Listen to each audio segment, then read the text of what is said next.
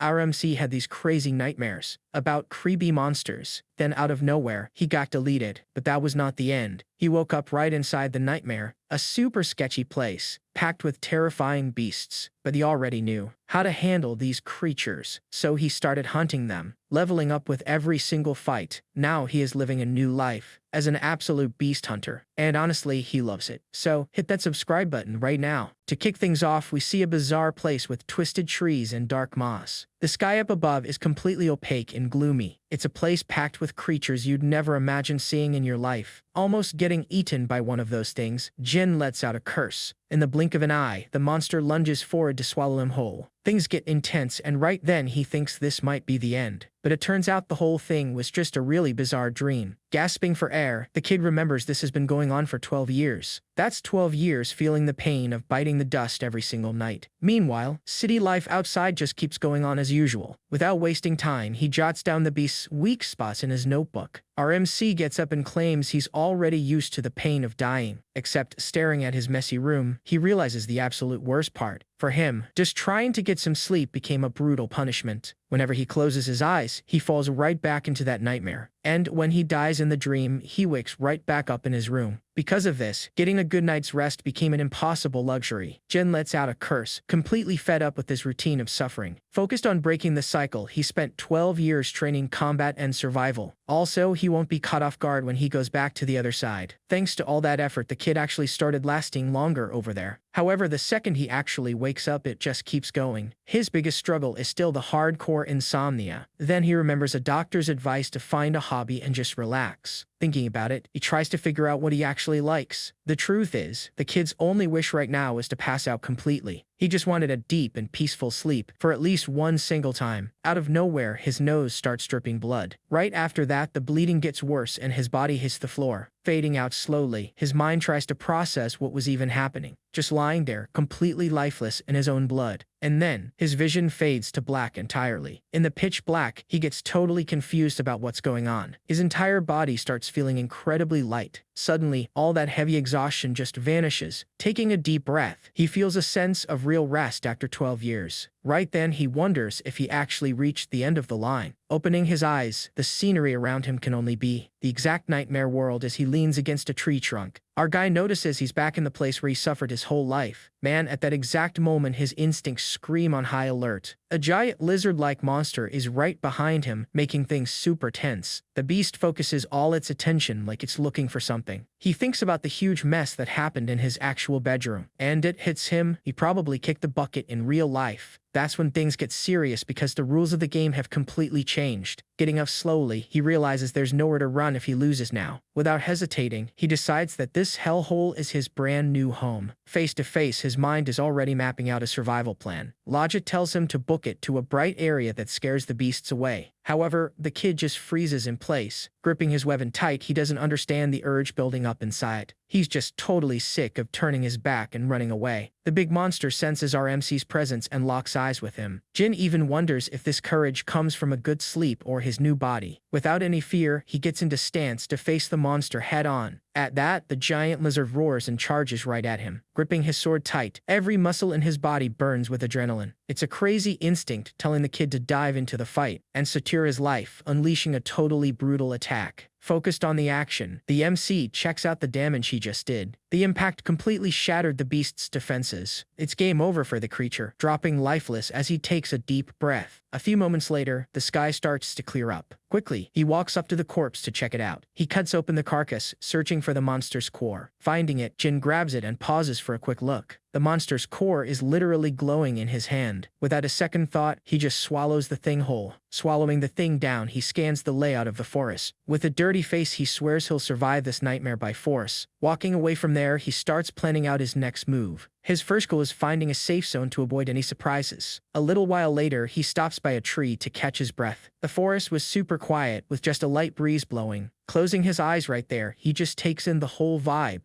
Our MC ends up dozing off right on the spot. After waking up, it honestly feels like he slept like a king. 30 days have passed since he crossed over into this universe. During all this time, he just kept marching toward the bright areas. He even keeps it real, wanting to fight doesn't make him reckless. After all, messing with danger for no reason is just crazy. However, his blood always gets pumping right before a fight. Fights only happen out of necessity, and right now he's starving. Going on the attack, he doesn't miss his chance against a target on the way. Another good reason to fight is absorbing the essences of these creatures. With zero mercy, he chews up the core of yet another prey. This bizarre little snack actually transfers the defeated target's powers. Eating these stones made adapting to the wild way easier. But there's one more super important detail in the middle of all this. Looking at his dog tag, he realizes he's a third-class mercenary. The craziest part is being able to read the engraved language perfectly. Holding a crafted artifact like this in his own hands confirms a massive suspicion in our MC's head. There's civilization in this world. Further ahead, a flash catches his eye on the trail. Someone forged that, proving civilization exists here. Stopping in his tracks, the scene catches him completely off guard. Right up ahead, there's a nasty trap set up in the dirt. Jin realizes right away that this is human engineering, and the natural conclusion of all this is contact with other people is about to happen real soon. He dashes straight toward the flash of light, and stepping out of the dark woods, he comes face to face with a cabin. Totally in shock, the kid can barely believe his eyes. Without messing around, he knocks right on the door. He yells to see if anyone is there, and since nobody answers,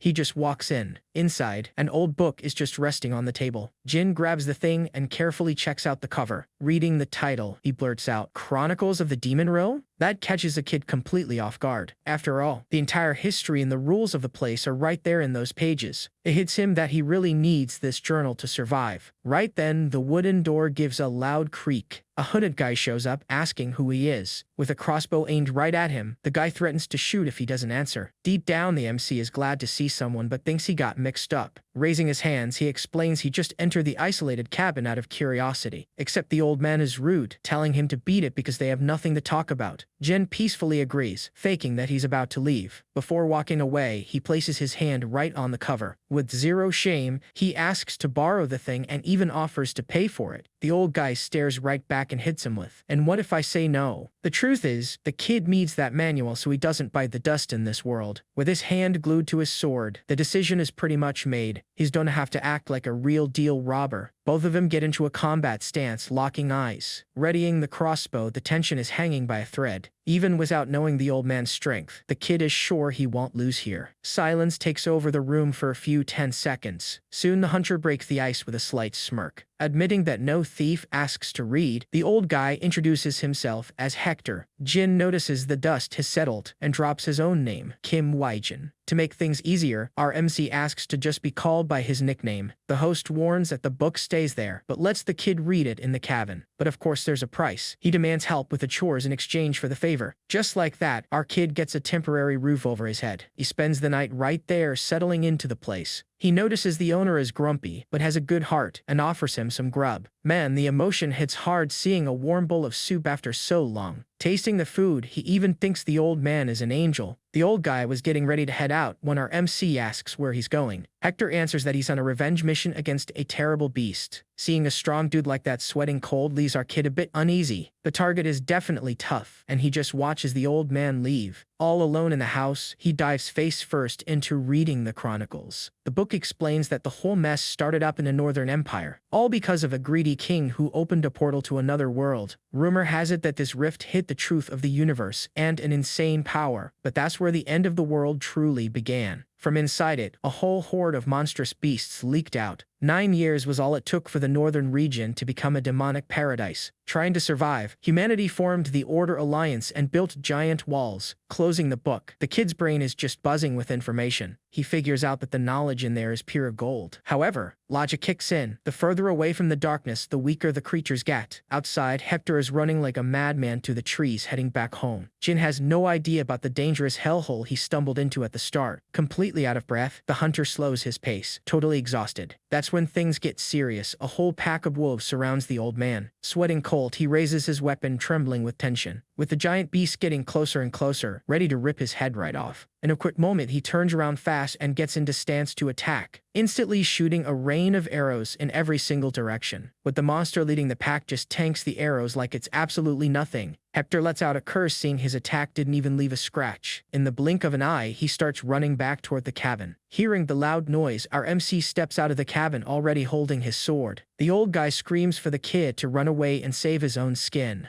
However, the kid ignores the warning and runs straight to face the beasts. The old man is in total disbelief, thinking the kid was just running to his death. Our MC locks his eyes on the monster right in front of him. In a swift motion, he leaps right toward his very first target. Already up in the air, gripping his sword tight and ready to strike the big wolf. He comes down, landing a heavy strike straight into the beast. The impact is so insane that it tears the creature in half like paper, simply slicing it clean from top to bottom, ending the whole thing. At that, the body drops heavy and the rest of the pack backs away in fear. One of the beasts, looking like a creepy fox, growls on the defensive. Hector's jaw drops, unable to believe the crazy stunt he just witnessed. Looking at the monster's remains, his mind freezes. Was that just one hit? Totally chill, our boy calls out to the old guy who was still in disbelief. With his face covered in blood, he asks if that beast was actually strong. The hunter doesn't even know how to answer, shocked by the bizarre question. He stutters a bit, confirming that the beast was incredibly dangerous. He just nods, acting with some out-of-this-world coldness, and already turning back to the rest of the pack to finish the job. The wolves get ready to charge all at the exact same time. Calculating the risks, there are 40 beasts, so one single mistake could be fatal. To wrap it up fast, the tactic is to drop the leader and break their morale. Jin sharpens his stance to put this bloody plan into action. He quickly spots the perfect target, the giant alpha right on the front lines, getting ready to strike at any second, already locking onto the alpha. The beast tries to intimidate him, glaring back with a brutal fury, but our NC doesn't back down and shoots a heavy glare that gives you chills. That makes the beast completely freeze up right in its tracks. Lacking the guts to fight, the creature starts taking a few steps back. Right after that, it turns its back and bails, leaving the pack totally lost. Panic takes over the whole squad, seeing their boss run away from the fight. That weird fox lets out a desperate screech and runs away. Following the crowd, the entire pack scrambles terrified into the forest. Our MC just stands there chill, watching the enemy squad vanish over the horizon. The old guy can't even believe such violent beasts backed off like that. The MC lets out a smile, thinking the pack leader is actually pretty smart. At least the beast had the good sense to run instead of becoming barbecue. A few hours later, night falls over the cabin. Hector mentions that the bounty for that monster reaches 40 gold coins. Clueless about value, the kid asks if that's a lot of cash, and the old guy nods. This leaves him shocked. After all, the beast was super easy to take down. But then his mind works fast, calculating the profits of the whole situation. With a smile on his face, the realization hits him in a wonderful way. If cash gets tight, he can just hunt more of these weak creatures and get rich. This way, surviving in this place is going to be a piece of cake. Outside, the hunter gathered all the useful remains of the beast. He hands over the pelt, some jerky, a few silver coins, and the local map. The old guy points to Pioneer Village on the map, telling him to find a guy named Jacob. According to him, this dude would pay a fair price for the intact pelt. Jin even tries to turn down such a huge prize, but the old man insists it's a fair payout. Reaching out his hand, Hector reminds him that his true focus was only revenge. In a sincere way, he says thanks and hopes they cross paths again in the future. The two of them share a respectful handshake. Our MC looks right at him and thanks the old guy for the help. At the crack of dawn the next day, from the door, the hunter just watches him walk away until he vanishes into the woods. Walking steadily, our MC moves forward with the heavy load on his shoulders. From the door, the hunter just watches his silhouette fade into the woods. A little while later, a feeling of being watched sets off his alarm. That weird fox was tracking him from the top of a rock. The big guy is also prowling nearby, growling and calculating his every step. Ignoring the escort, Jin finally reaches the famous Pioneer Village. Right off the bat, he checks out the wooden structure at the entrance. He soon spots that the place is pretty busy under the suspicious watch of a guard. Walking through the streets, the kid feels the heavy stares of the locals sizing him up. The crowd glares at the outsider with pure suspicion. At first he thinks it's xenophobia, but he notices the overall tense vibe.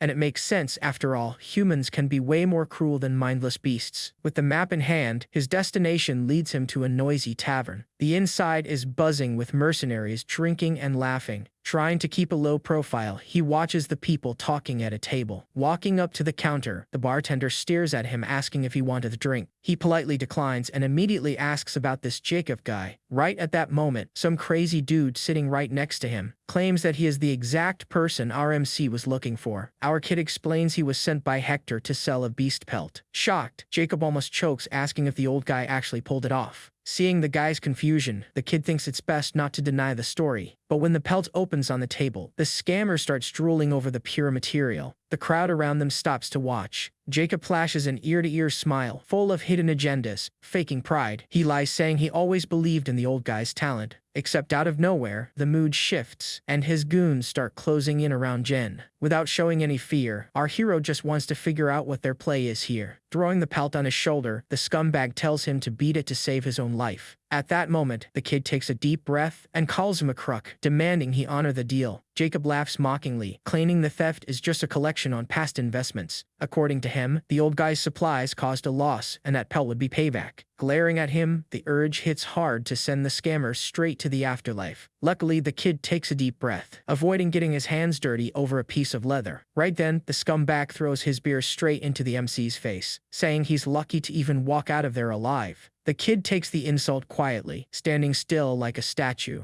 Right after that, he gets up and turns his back under the ironic gaze of the guy who thought he won. Before leaving, he drops the little silver pouch on the floor, leaving everyone confused. Grabbing the cash, Jacob even praises the guy's supposed cowardice and obedience. Out of nowhere, a loud crash breaks the mood and the thug turns around. And that turns the tables, as Jin returns to the door holding a solid wooden log. With a steady voice, he grabs the attention of the whole gang, making the warning crystal clear. If you want to betray someone, you gotta rip their head clean off. The lead goon laughs out loud, changing his mind about that rookie's intelligence. Annoyed by the disrespect, he orders his lackeys to crush the kid. A huge brute leaps right at him. In Jin's mind, wiping out trash like them doesn't weigh on his conscience at all. With a swift motion, he deflects the goon's sword. The attacker loses his balance, amazed by the ridiculous speed. With a killer look, the kid reads every single movement in the room. Moving like lightning, Jin makes the mercenaries look like statues in slow motion. Moving way too fast, one of the mercenaries tries to hit him with an axe. He dodges, and the impact completely shatters the tavern floor. At that, the MC launches a solid kick at a table thrown in the corner. Like a missile, the wooden defense tears through the tavern air. Desperate, the target can't even react before taking the massive hit. Hit right on the money, the goon hits the floor. Planting his feet, the kid raises his blade and delivers the final blow. With his face covered in dirt, he glares at the fuse still standing. Jacob starts shaking, not understanding how he picked a fight with a monster like that. It's crazy someone that strong went unnoticed. But right now, his focus is just getting out of there. Interrupting his thoughts, Jin slices up some fool who tried to jump him. Right after, he dodges an attack coming his way. He strikes the goon with serious force, while swinging his sword on the offensive. He slices the poor guy right in half. An intimidating and victorious glare shines over the defeated. Without a single scratch, the coldness on his face doesn't vanish for a second. Seeing the damage, one survivor collapses on the floor, begging to flee. The few cowards try to run away from there no matter what. They jump through the window with glass shards flying everywhere. One of the guys trips over his own desperation from the insane impact. Staring at the dust, he gets totally lost in all the confusion. A massive red wolf appears in the gap, causing absolute panic in the village. Terrified, the poor guy tries to drag himself far away. However, the beast walks right past, ignoring the human trash in its way. Our kid also stops, thinking that visit is super weird, remembering he saw that exact same beast run away scared. With that, the kid stares at the beast and waits to see what its next move will be. The beast just freezes in place, staring back at him in dead silence. With an intimidating glare, the MC asks if the monster also came here to get wrecked, except the animal completely shrinks down, terrified by that absurd pressure. Right after that, the giant drops to the floor, whining just like a puppy. It even rolls over on its belly, wagging its tail, all docile and submissive. Swaying from side to side, the creature steps right between the kid and the goons. Everyone there watches the scene, totally lost by this bizarre behavior. Even Jin finds it super weird that the beast is acting like a needy stray dog. Staring at the big monster, it finally dawns on the main guy, and the tension spikes when the kid points his finger straight at the mercenaries. Without messing around, he drops a single sharp command: attack. The beast goes crazy with joy at the command, and leaps with everything it has right at the gang. The poor guy screams in despair while taking an absolutely brutal beatdown. The creature tears the mercenary apart, killing him on the spot. Watching from the front row, the kid was finding all of this amazing. Meanwhile, Jacob shakes with fear, seeing his men get shredded by the beast. The monster does not stop and finishes off another goon thrown right on the floor. With no way out, the dealer looks at the MC, trying to find an escape route. Aiming at the MC, he underestimates the kid and cooks up a dirty plan in his mind. The scammer drops to his knees begging, swearing loyalty to try and fool the guy. But deep down, the idea was just to escape and pay back this humiliation way worse later. That is when things get serious. Jin's sword stabs the ground right next to his face. Totally panicking, the guy's eyes widen, seeing the end of his crew right beside him. With the steel millimeters from his face, the coward stutters, calling calling the kid "Sir." Jen looks down at him with pure disgust and curses the dude out. Giving a threatening smile, he asks who the punk thinks he is fooling. That scene reminds him of his old boss who also kept begging for mercy. Back in the day, the manager gave the same lame excuse to avoid paying his salary, since the kid was innocent. He ended up buying that garbage talk about a crisis. The problem is the slacking only grew and the delay went from weeks to months. On another day asking for the cash, the boss barely cared and only wanted to play golf. Running out of patience, the boss turned his face and even insulted our boy. He was treated like trash for not understanding the supposed hard times of the company. With that, the bad memory of that time speaks louder and he pulls a blade from the floor. Turning his back to Jacob, he reflects that he took a golden lesson from it all. The scumbag stays sprawled on the wood, boiling with rage behind the kid's back. Soon a wicked smile appears, fully believing the kid let his guard down. Like a coward, the dealer jumps from the floor running with a knife straight for his back. He leaps tearing through the air, yelling for the guy to disappear for good. But the MC turns his head super calmly as if he had already read the whole attack. Catching the strike with his bare hand, he warns that trash like him. With a dark look, he finishes by saying Biskind has no salvation or remorse. Jacob finally realizes it, and the despair hits hard while he screams. In a split second, the kid answers with a clean and absolute cut. The impact is lethal, and the scammer drops lifeless on the tavern floor. Taking a deep breath with a marked face, he whispers that from now on, the game has changed. Right there, he swears to himself that the era of being played for a fool is over forever. With the beef settled, the MC turns his back on the mess and thinks about the next step. Focusing on the wolf with the money bag in its mouth, he does not really know what to do with the beast. The docile animal drops the reward on the ground, making its new loyalty crystal clear. Then the bag tips over and reveals an absolute fortune in shiny gold coins. Jin spends a few seconds staring at that unlikely scene, calculating everything. Breaking the ice, the kid asks if the big wolf really wants to tag along on the journey. The monster goes crazy with joy and rubs against him just like a puppy. Laughing, the main guy accepts the company and gives the beast a nice head scratch. He enjoys the relaxing moment while the big guy closes its eyes, enjoying the pets. Petting its fur, he praises the smarts of his new and giant ride. Satisfied, the main guy declares that the two of them are gonna make a great duo. The next day, Jin wakes up in a soft bed with the new pet passed out on the floor. The feeling is like he slept like a king. The best night in over 12 years. Stretching his bones, his energy is maxed out. And the big wolf also starts getting up after a night of sleep. Now in the backyard washing clothes, the kid's back shows a map of old scars. He lets out a slow breath, revealing the marks of pure survival all over his body. Looking at the red water, he notes he took down his first humans last night. The craziest part is his conscience is squeaky clean without a single drop of guilt. He even thought it was because they were villains, but the truth hides something different. Reliving the battle brought that same addictive rush that happens when hunting beasts. With a firm hand on his chest, he feels like a switch has flipped for good in there. The kid's mind is adapting to this brutal world in a scary way. A bit paranoid about some internal change, he just says screw it and focuses on life. At least this time, the routine will not be just suffering and the payouts are high. So the goal is to enjoy the moment and not stress over the distant future. In a time skip, the duo finally reaches the mountain of the 5th Pioneer City. Getting close to the entrance, Jin asks the pet to stay hidden to avoid causing a panic. The Chronicle book taught him that the right place to cash in is the Alliance of Order. Looking for the branch building, he thinks it is messed up to keep calling the big wolf a stray. He quickly finds the guild, where an officer watches the area looking super bored. The kid confirms if that is the reward counter, and the clerk asks about the service. Wasting no time, the MC throws that giant fur rug right on the table. Explaining it very bluntly, he says he came to claim the profits from the recent hunt. Full of attitude, the officer mocks him, thinking it is dog fur to pull some scam. However, upon touching the heavy texture, the mocking face disappears right away. The guy almost falls backward when he sees the monster's head attached to the whole pelt. Stuttering from the shock, he asks if it was that kid alone who smashed the beast. Jin just nods, confirming the absurd kill like it was an everyday thing. With that, he waits in a fancy waiting room while the material gets authenticated. Minutes later, a respected older guy shows up apologizing for the red tape.